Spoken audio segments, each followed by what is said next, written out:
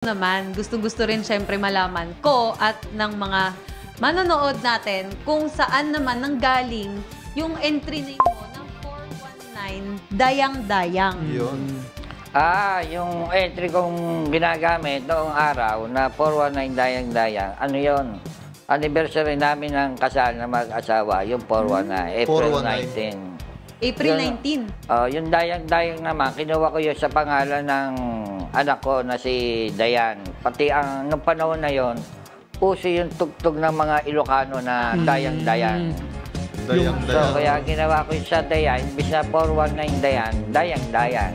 Sample nga nung Dayang-Dayang. Kaya mo na yan. Yun yata yung gumaganong-ganon. Bumalik sa akin. Parang hindi ko inaabot kasi yun eh. Yung Dayang-Dayang. Narinig ko ba? Dayang-Dayang. Yun ba yung mga ganon? yung gumaganong-ganon. Ilocano song yan. Ilocano song. Dayang-Dayang. Tapos yung 419, yung sa anniversary ng Anniversary pala nila yung 419. April 19. April 19. yun. 419. So, kailan mo naman sinimulan gamitin tong entry name na to? Saan ka unang lumaban sa sports natin na ginamit mo tong entry name na to?